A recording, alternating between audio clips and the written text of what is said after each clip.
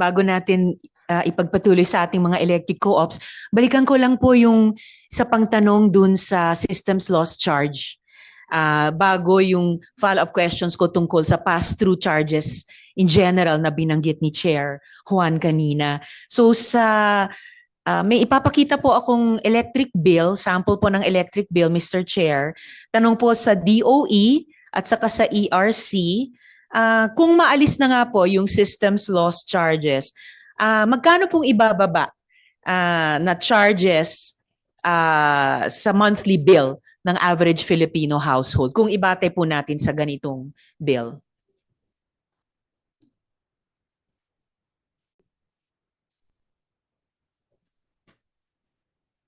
Sa bill na to, ang nasa third line, systems loss, may halagang 238 pesos at 78 centavos. So on average po, magkanong ibabawas sa electric bill ng average Filipino household kapag nasunod na yung pagtanggal sa systems loss at yung VAT nun? Yes, Mr. Chair. Nakabatay kasi po yung cost, yung peso equivalent ng system loss na yan, yung 238, dun sa konsumo ng consumer na yan. So, magdedepende talaga po dun sa actual na konsumo at saka kung ano yung mako-compute ng utility na magiging system loss charge niya para sa buwan na yon. Pero kung may initial na po bang pagkuwenta in the last 3 days mula nung SONA, given yung average consumption ng mga kabahayan nating mga Pilipino, kung magkano on average yung maibabawas sa electric bill ng mga Pilipino? Meron na po bang estimate? Sa ngayon po, wala pa po Wala kami pa. na estimate. Ako po may isang estimate, Chair at Mr. Chair. On average, 175 pesos ang mababawas sa electric bill. Ito nga, more than, no? Sabi nga ni SP, 238. Siguro mas mataas ang konsumo nito sa average na Filipino household. Pero kung i-average po natin, 175 pesos po makakaltas. Hindi wala, pero maliit. So balikan ko po yung systems, yung pass-through charges na binanggit ni Chair Juan kanina. Maliban sa systems loss charges na on average 175 pesos in systems loss charges mababawas sa electric bill nating mga Pinoy, may iba pa bang mga pass-through charges ang pinapasalo sa consumer? At pwede po bang ipaliwanag, gagamit itong bill na fina-flash ko po, bukod sa systems loss charge, ano pa ba dyan yung may pass-through charges sa mga linyang iyan? Sen Risa, Yes, Mr. makasingit Chair. lang ako, siguro that Attorney Juan will be the right person to answer this. Ang dami ho ako nakikita rito, generation 26, transmission 360, system loss 238, distribution Meralco 507, government taxes 393, mga malalaki lang, universal charge. Ano ho ito? Bakit napakadami? Ipinasa na lahat talaga sa tao. Can you explain ho, line by line? Saan po itong generation, transmission, system loss, distribution, para maintindihan ng mga kababayan natin na nanonood po ngayon. Dahil lahat na lang ho naipasa na sa atin. Pati government taxes, tayo pa rin po ang nagbabayad. Di po ba dapat yung nagninegosyo na? Can you explain, Attorney Juan? Salamat po, Mr. Chair. Yung pong IPIRA under Section 36, ni-require niya yung unbundling of rates. At dahil po in-unbundle natin yung rates, yung dating nakikita lang natin na isa o dalawang linya sa ating bill, yung power purchase cost at saka yung distribution, ngayon po ay nahimay na into these various charges. Pero lahat naman din po ito ay magko-correspond din doon sa dating singilan. Kaya lang noon ay bundle yung ating electricity bills. Isa-isahin po natin itong iba't ibang charges na nakikita natin sa ating electricity bill. Kung natanong po kanina kung ano pa yung pass-through charges bukod doon sa system loss, actually, yun na lang pong napapapunta sa distribution utility ang ating tukuyin. At ito lang po yung distribution, supply, and metering. At ito po ay yung para sa kanyang pagnenegosyo ng pagdidistribute ng kuryente. Ito po ay regulated ng ERC, kaya lang nabanggit na rin na nagkaroon ng pagkakaantala nga yung pagre-reset ng ating singil ng ating mga private distribution utilities at ganon din ang ating mga electric cooperatives. Subalit ngayon ay gumagalaw na po yan. Pero Wala- Chair Juan, at mamaya itatanong ko rin yung distribution sa Meralco, may nalaktawan po kayong pinakamalaking item dyan, yung generation. Pwede nyo po bang ikumpara ang generation sa, halimbawa, yung system loss? Anong percentage ng average bill nating mga Pinoy ang pass-through sa generation charge kumpara sa percentage, sabi natin 5% ang percentage ng system loss charge na pass-through. Ano yung percentage ng generation pass-through charge ang nasa electric bill na pinapasalo sa consumer? Opo, ito na nga po yung sisimulan na natin lahat ng mga pass-through charges kasi nabanggit ko ang talagang hindi lang pass-through ay yung distribution charge na kasama dito yung supply and metering. So simulan po natin sa pinakamalaki, ang generation charge. Ang generation charge po ang ibinabayad sa ating mga planta ng kuryente na nagsusupply sa ating mga consumers. Ang distribution utility, siya ay nagpo-procure on behalf of the electric consumers na kanyang customers at siya ang pumapasok sa mga kontrata noon as a power supply agreements o kaya naman ay bumibili sa WESM o Wholesale Electricity Spot Market. Kasama po dito sa binibili niyang kuryente o yung pinoprocure niyang kuryente, kasama nga dito yung mga napapapunta o napapapasama sa system loss. Dahil po kung ang kukunin niyang kuryente mula sa mga generation companies ay halimbawa na lang ay 100, pero po itong 100 units na ito, pagka ito ay na-distribute na sa mga customers, hindi naman talaga actually 100 ang kanyang nagiging kilowatt hour sales dahil nababawasan na nga po nung system loss. So ito po, ang percentage nito kumpara doon sa generation o yung quantity ng generation ay nakabatay doon sa kung ano ang cap na umiiral dahil po ang cap po ang magdedetermina kung hanggang saan lang po ang masisingil ng ating mga distribution utilities bilang cost na associated with these system losses. So in the case of Meralco halimbawa po dahil ito ay nasa 5.5% ang cap. At ito po lilinawin ko, ito ay distribution feeder na cap. At dahil po meron din na system loss associated with the subtransmission at saka substation. At ito naman po ang idinadagdag pa doon sa 5.5% na cap na yan. Kaya ang sabi na nga din ng Meralco sa press release niya kahapon ay umaabot ng mga 6.5 ang kanyang nagiging cap actual. Makasingit lang ako. Yes, Mr. Chair. God, one question lang. Meron din po ba, di ba sa generation, may systems loss na kaagad? Pag binili po ng Meralco yan, may systems loss na? Tama po ba? Did I hear you right? Opo, at the level of the Yun ho, yung transmission, pagbili niya sa generation, kung may systems loss na yon, sina-charge din po ba sa mga mamayan yung pagkawala? Dahil siyempre, generation, di po ba? From the generator to the distributor, may systems loss doon. Ikinakarga na naman po ba sa bill po namin yan?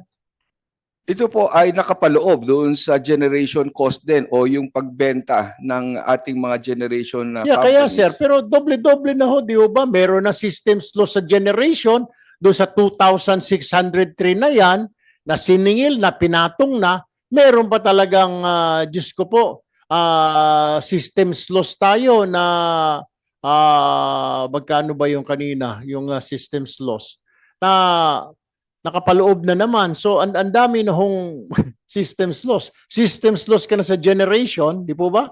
Papunta doon sa distributor. Si distributor, dadalhin yung kuryente sa bahay ko, nagkaroon ng systems loss dahil nag-evaporate. Another singil na naman po ba yun?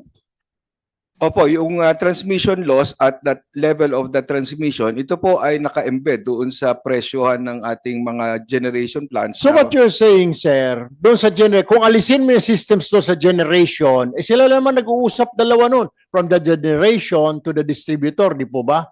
Bakit kailangan singilin ho kami? Hindi pa dumarating yung kuryente papunta sa bahay namin. Di po ba? Opo, depende po kasi yan sa kung ano ang usapan ng generation na company at ng distribution utility kung saan ire-recon yung kilowatt hours na memetrohan na nanggaling mula sa planta at madadala papunta doon sa delivery point ng distribution utility. Dahil ito po ay transmission, kumpara naman sa distribution, mas mabababa ang percentage ng ating losses na na-experience. Yung technical losses ito kalimitan dahil nga mahirap naman din magnakaw at the transmission voltage level. So pagdating na po ng kuryente na yan na binili ng distribution utilities natin on behalf of its customers, yung pong presyo na yan ay kung ano yung presyong babayaran naman niya doon sa mga generation companies at yung presyo na yan nakapaloob na dyan yung kung ano man ang naging epekto ng cost na yan ng transmission. Chair Juan, focus lang tayo dito sa generation. At kung pwede bagalan po natin, kasi napaka-technical, pero gusto po natin at dapat maintindihan ng mga consumers natin. Kasi nagkaroon ng opening dun sa pagtanggal ng systems loss charge at VAT doon para patuloy natin reformahin yung energy sector natin. Yung sa generation charge, kasi siya po yung pinakamalaki, ano po yung basehan na pinapayagan ng ERC ma-pass through yung charge dyan at mapasalo sa ating mga consumers?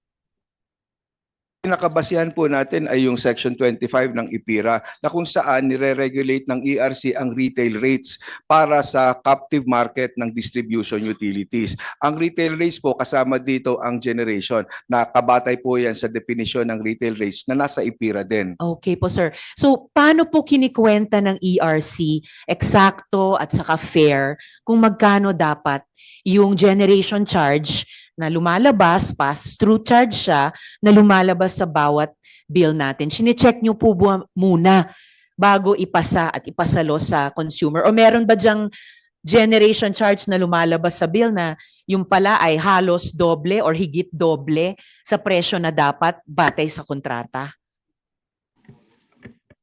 Ang paraan po ng pagtatakda ng generation charge natin dahil nga po ito ay nagbabago-bago buwan-buwan depende dun sa pinagkunan ng ating distribution utilities. Ang atin pong pinapagamit sa ating mga distribution utilities ay yung ating generation rate adjustment formula na kung saan ang lahat ng billings ng mga generation companies na pinagkunan ng isang distribution utility noong nakalipas na supply month, ito po ay ito-total at i-divide effectively. Ito po ang ire-recover ng ating mga distribution utilities. Pero po para matukoy kung at what rate, so ito pong total peso amount na ito, i-divide po ng kilowatt hours. Pero since sa pagpapataw po ng generation charge na yan para sa susunod na buwan, hindi pa po available yung kilowatt hours na yan para sa buwan na yon. Ang gagamitin po muna ay yung kilowatt hours nung nakaraang buwan. Ito po yung billing determinant. So ganyan po natin nare-regulate natutukoy yung generation charge buwan-buwan at nagkaroon na rin po ng kaso sa Korte Suprema, umabot ito dahil ganito rin po ang paraan dati ng pagsisingil ng generation even before IPIRA at ito naman po ay pinapadaan through the power purchase adjustment. At ito po sinabi ng Korte Suprema, kasama na rin yung mga escalator clauses, fuel cost mechanisms, kasama po ito doon sa mga mekanismo na umiiral na pinapayagan din naman dahil po Ayun, Chair, sorry to interrupt, pero importante yung isang kababanggit nyo, yung fuel cost mechanism. Fuel, yun yung isang item na pre-generation, pre-transmission, pre-distribution, hindi lumalabas explicitly sa bill. Pero nung unang hearing, hiningi ni SP Sherwin ang isang audit na gawin ng ERC tungkol dun sa fuel charges. Totoo po ba na natigil yung audit na yan? At kung totoo, bakit po natigil? mayroong pong specific na audit na ipinatupad noong nakaraan at ito ay specific dahil nung nagkaroon ng pagtataas sa singil sa kuryente dulot ng Ukraine war at nagkaroon ng pagtaas yung mga fuel cost ng ating mga generation companies. Nagkaroon nga po ng audit at ang ginawa ng ERC noon ay pinag-produce ang mga generation companies at distribution utilities ng kanilang mga kontrata ng tungkol sa supply. Marami doon sa mga hiningan ng ganitong datos o impormasyon ang hindi nakapagbigay at nag-a-allege na mayroong confidentiality clauses yung kanilang mga fuel supply. At doon nga po nagtapos yon at nagpalabas ang ERC ng mga show cause orders para doon sa hindi nila pagtupad doon sa pagtalima doon sa kautusan ng komisyon.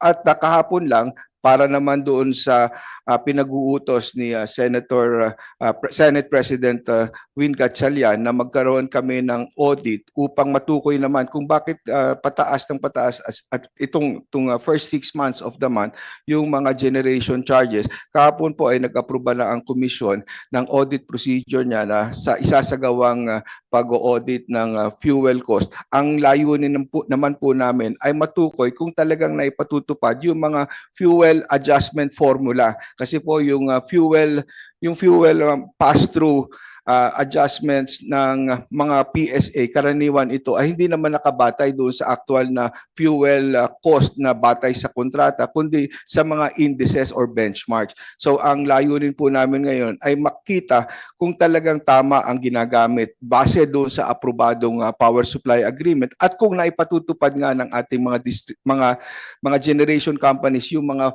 caps kasi meron din po naman na nakapaloob karaniwan doon sa pag-aproba ng ERC na maaring ang i-adjust, maaring ang i-recover yung adjustment sa cost sa fuel pero subject din ito sa cap. Ito po ang layunin ng aming isasagawang audit at magsisimula na nga po ito with the approval yesterday of our audit procedure. Well, mabuhay po ang ERC kung naglabas kayo ulit ng audit procedure